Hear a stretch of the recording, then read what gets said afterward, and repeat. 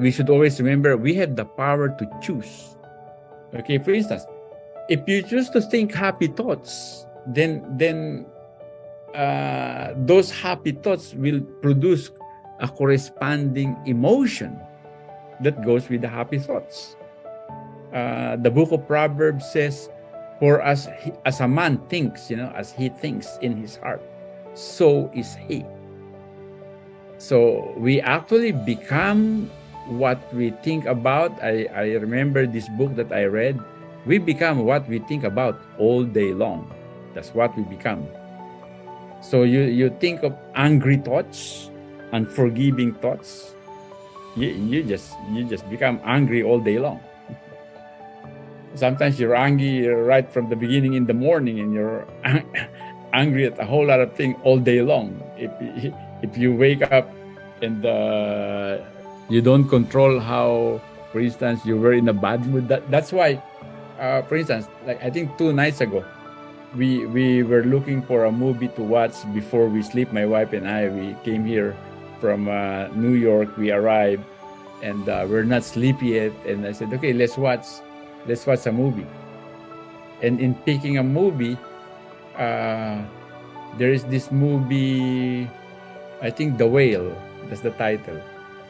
And and then I find out that movie is a sad movie. And I said, no, I'm not going to watch like a movie before I sleep, which is sad.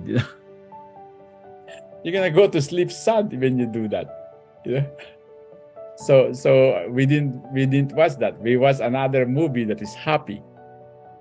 Okay, so our brain is like a video. There are no videos now, but when there were videos, like a video cassette recorder, whatever video you stick in there is what plays. I mean, you stick in there like a comedy video, and it gives you a happy show. You put there a sad story, and you watch this sad story for 2 hours, and you become sad. And sometimes we watch movies like that, and in the end, like we say, I should not have watched this movie. I just wasted my time. Like, it's amazing how we human being would want to watch something that will make us sad. We're supposed to be happy, okay? So we have a choice of putting happy thoughts in our head, or putting angry thoughts or sad thoughts in it. I remember there was a saying that all the water in the ocean cannot make a ship sink until the water gets into the ship. So only when the water goes inside the boat, then the boat will sink. But for as long as the water is outside the boat, that boat will just keep on floating. And same thing with our mind.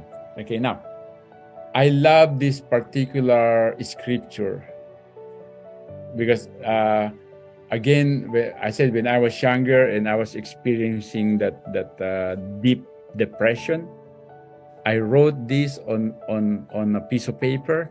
This is the day the Lord has made. Let us rejoice and be glad in it. And I would repeat this over and over, and I make it personalized.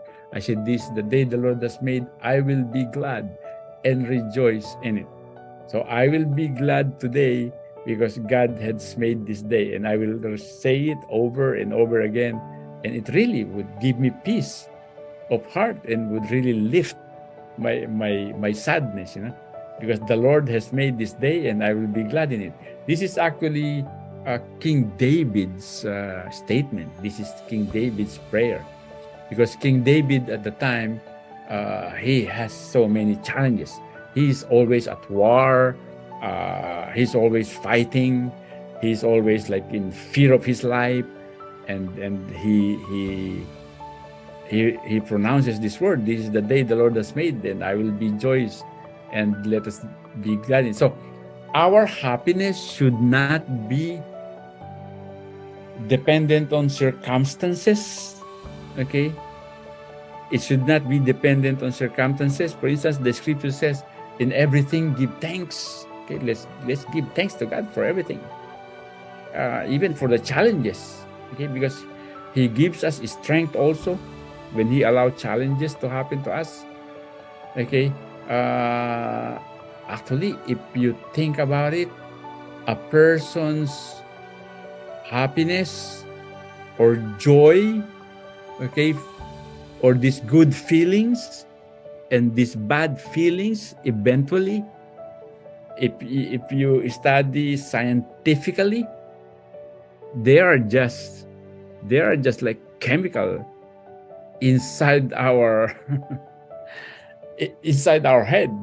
You know, I think there's this thing called oxytocins and dopamines, and the balance of it makes you sad and happy. So remember this term dopamine. That's why people take dope, because it changes your mental state. You know, it's all that. I like you can have a lot of money, for instance, and when your children or your parents or your spouse get mad at you and you have an argument, I mean, it just cancels out your happiness of like whatever maybe money you have or check you have, you know. So we can see in different people that there are people who will have, for instance, not as healthy, okay, or not as wealthy, and could still be more joyful than the one who is more healthy and have more money. Okay, so it's not circumstances really. It's our choice, it's our state of mind, it's the habit that we form that make us happy or unhappy. That's why it's so important to read the Bible, the book of wisdom, for instance, because it makes us choose the right thing.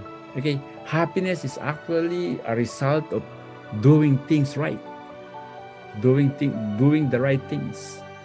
Okay, so for instance, in the book of Psalm, it says that happy are the people whose God is the Lord. Happy are the people whose God is the Lord. If you keep on reading the Bible, you see how joyful people could be despite a whole lot of persecution and challenges they get from their enemies. We can, for instance, like study the life of Joseph. Joseph, the one who became the prince of Egypt, the life of King David, okay, King David, the prophets, okay. There are so many characters in the Bible whose circumstances are so bad, and they could still keep their composure and their joy because of knowing that God is their God, and that God is in control of their lives, and God is in control of everything that's happening around them.